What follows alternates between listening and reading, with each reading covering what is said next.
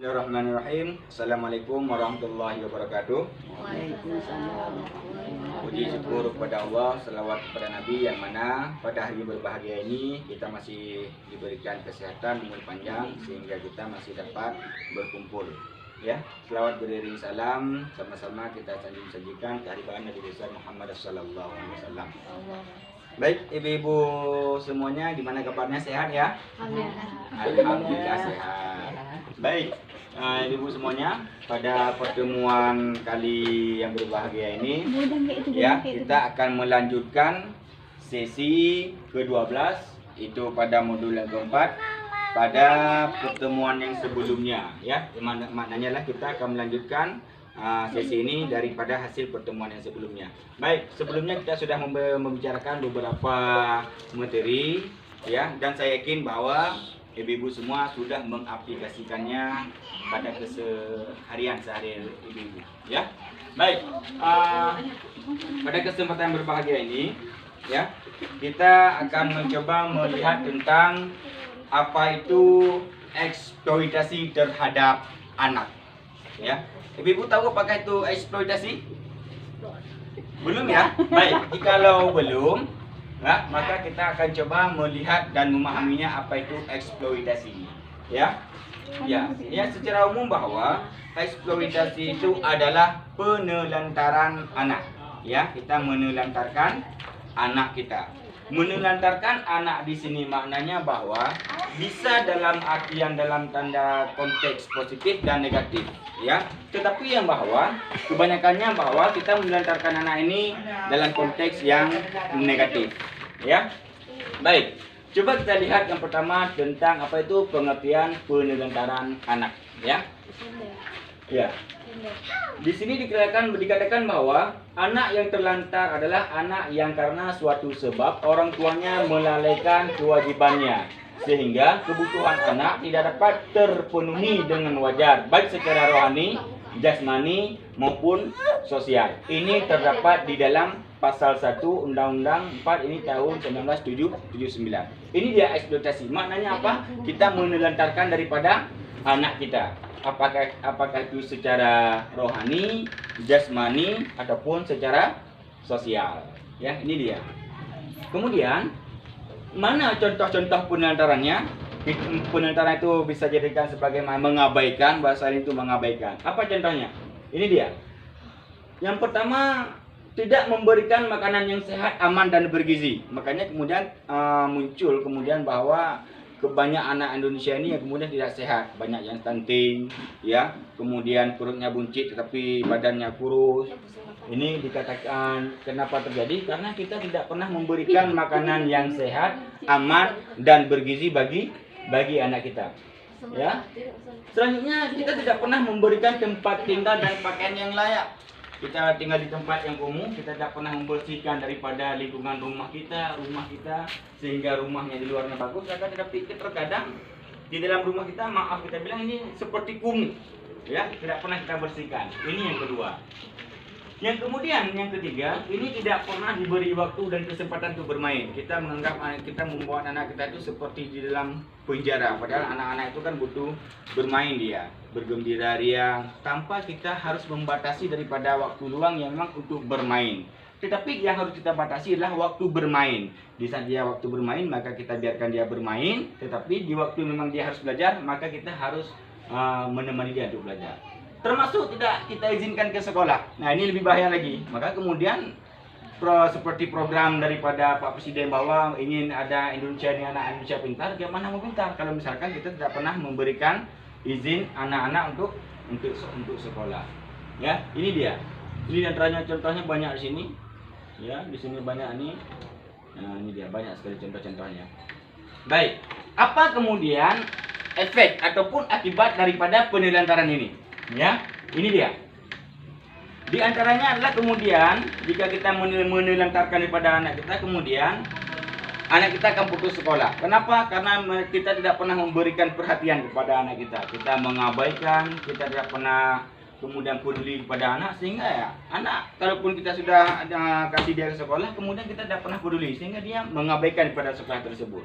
Kemudian anak kurang gizi, celaka, ya, luka, sakit, bahkan mungkin bisa digigit daripada oleh binatang-binatang buas, ya. Kemudian juga sering ketakutan atau tidak berani, ya. Kemudian juga bahwa anak kita nantinya juga akan susah bergaul dan mengalami masalah punya sendiri pada masa yang akan datang. Ini yang akan timbul apabila kita menelantarkan daripada anak-anak kita. Ya, ini dia efeknya. Nah, tapi apakah kemudian ada cara pencegahannya? Tentu. Ya, ada cara. Bagaimana cara kita mencegah supaya anak kita tidak terlantar? Maka kalau tadi tidak memberikan makanan yang sehat, tidak peduli, maka di sini kita harus memenuhi kebutuhan dasar anak. Itu apa? Kasih sayang, sandang, pangan, dan papan. Maknanya apa? Kita harus memberikan kepada anak kita supaya anak kita sehat, yaitu kita harus memberikan 4 sehat 5 sempurna. Ya. Kemudian juga bagaimana kita selaku orang tua meluangkan waktu untuk bersama dengan anak. Ya, ini tugas orang tua. Karena masa anak-anak itu sangat membutuhkan kasih sayang orang tua. Apabila kita mengabaikan dan tidak memberikan kasih sayang kepada anak, maka ini akibatnya yang seperti yang sudah kita sampaikan tadi ini. Ya. Nah, ini dia. Nah, kemudian berbagi tugas dalam mengasuh anak. Jangan cuma fokus sama ibunya saja. Ingat, seorang ayah itu pun juga punya peran yang penting di dalam untuk mendidik dan mengasuh anak. Harus pandai-pandai kita membagi waktu antara keduanya ini. Ya. Kemudian di antara yang paling banyak di sini adalah bahwa apabila kemudian kita tidak mampu dan tidak punya waktu untuk terus bersama anak, maka menitipkan anak atau ke keluarga atau kerabat dapat dipercaya pada saat orang tua tidak berada di rumah. Ya, ini kita harus mampu juga melihat dan jeli dalam hal ini. Ya, baik. Kemudian kita kembali lagi tentang bagaimana pengertian eksploitasi anak ini. Nah, seperti yang sudah dikatakan tadi bahwa eksploitasi ini hampir bersama dengan penelantaran anak tadi. Nah, kalau eksploitasi ini pemanfaatan anak untuk memperoleh keuntungan material ataupun imaterial. Ini eksploitasi. Apa itu maksudnya? Adalah bahwa eksploitasi ini kita ini mempergunakan anak kita ini untuk kemudian kita mencari manfaat. Ya, manfaat. Misal, kita menyuruh anak untuk mengamen, ya, bekerja, padahal belum waktunya untuk bekerja. Masih seharusnya dia sekolah.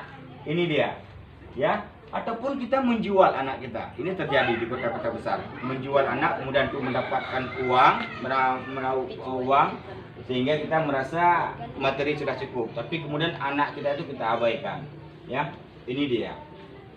Ingat, ini tercantum di dalam undang-undang. Apabila kita melakukan eksploitasi ini, maka kita tidak tutup kemungkinan akan dipenjara. Ya, ini dia. Mana contoh-contohnya? Ini pemanfaatan tubuh anak, ya, anak dilacurkan, pornografi anak, ya, kecacatan dan sebagainya, ya. Ataupun kita memanfaatkan tenaga si anak untuk memecahkan batu, padahal anak masih belum saatnya untuk bekerja, ya. Ataupun ini dia, kita memanfaatkan kepolosan daripada keluguan anak tersebut. Karena anak kita polos, kemudian kita kawinkan anak masih di bawah umur, misal, ya, sebelum 18 tahun, ya, dan sebagainya. Ini tentang eksploitasi anak. Paham sampai sini, Ibu? Oke, paham ya? Baik. Nah, apa unsur-unsurnya? Nah, ini dia. Ya. Unsur eksploitasi ini ada keuntungannya sebenarnya dari sisi materi. Yang kita memperoleh uang, contoh anak kita itu kita suruh bekerja sebagai pelacur misalkan, atau digunakan untuk mengemis. Di satu sisi ini kita akan mendapatkan uang keuntungan bagi orang tua. Akan tetapi, ya, kita harus memahami bahwa masa depan anak itu akan suram, nantinya akan suram, ya. Nah, ini kalau keuntungan materi. Kalau yang bukan materi, maka status sosial dan kedudukan yang lebih tinggi. Contoh, anak perempuan dinikahkan dengan laki-laki yang lebih kaya atau berkedudukan yang terhormat. Ini kalau misalkan kita bukan materi, tapi kita ingin, karena kita punya anak perempuan, kemudian anak perempuan kita ada yang melirik, dia kaya, punya harta, kemudian kita nikahkan, meskipun masih di bawah umur, seperti yang sudah kita jelaskan tadi.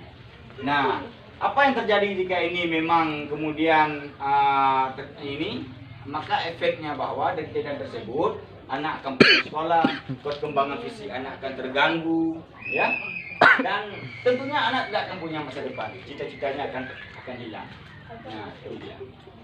Ya, ini dia. Paham Ibu ya tentang unsur-unsurnya ini ya? Baik. Nah, bagaimana cara mencegah daripada eksploitasi ini? Ya, yang pertama bahwa kita harus tetap mengupayakan supaya anak kita tetap sekolah dalam kondisi dan keadaan apapun.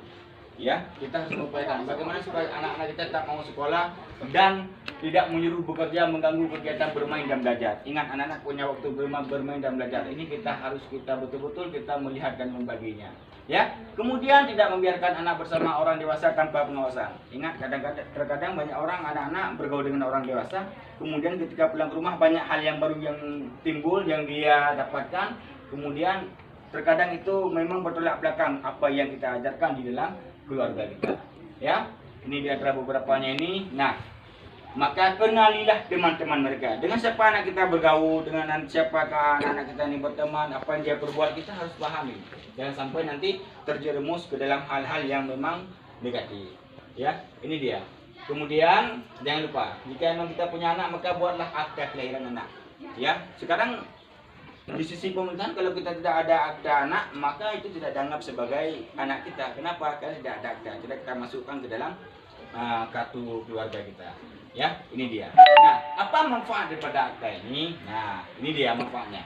Ya, ini sebagai identitas anak, bahwa memastikan asal usul anak. Kalau tidak ada akta, berarti itu meskipun anak kandung kita tidak dianggap. Kalau di dalam negara tidak dianggap sebagai daripada anak kita. Ya. Kemudian dengan adanya akta maka mendapat fasilitas layanan kesehatan yang baik, ya. Kemudian juga mencegah pernikahan anak sebelum 18 tahun, ya. Ketika ada akta. Kenapa? Karena di situ ada tanggal lahir, bulan dan tahun lahir, sehingga kita tidak tahu daripada jumlah tahun anak tersebut. Baik.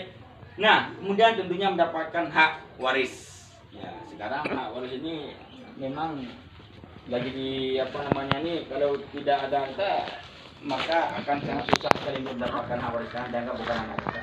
Ya, ini dia. Ini tentang manfaat daripada akta ini. Nah, baik. Di penghujung pada sesi pertemuan pada hari berbahagia ini, coba kita lihat di sini bahwa pesan-pesan yang harus ibu-ibu ingat semua. Yang pertama bahwa tidak memenuhi hak-hak anak adalah penelantaran anak. Ya, maka kita harus memenuhi daripada kebutuhan ataupun hak anak. Kemudian sebagai orang tua kita harus melakukan pencegahan terhadap penelantaran. Ya, segala bentuk pemanfaatan anak untuk mendapat keuntungan materi maupun bukan materi adalah eksploitasi anak, seperti yang sudah saya jelaskan tadi ini. Ya, yang keempat bahwa orang tua wajib melakukan pencegahan terhadap eksploitasi. Ya, kita sebagai orang tua harus bisa menjaga anak kita supaya anak kita itu tidak dianggap sebagai daripada anak yang liar. Ya, sampai di sini paham Ibu ya? Oke, baik. Nah, ada pertanyaan? Paham ya? Baik, jika memang sudah paham, nanti bisa kita diskusikan lagi pada pertemuan yang selanjutnya. Ya, apabila tidak paham nanti ditampung aja dulu pertanyaan, nanti kita diskusikan lagi. Moga-moga pertemuan pada hari berbahagia ini, pada pertemuan P2 K2 ini bisa menjadi ilmu bagi kita semua. Ya, baik. Saya akhiri. Assalamualaikum warahmatullahi wabarakatuh. Waalaikumsalam warahmatullahi wabarakatuh.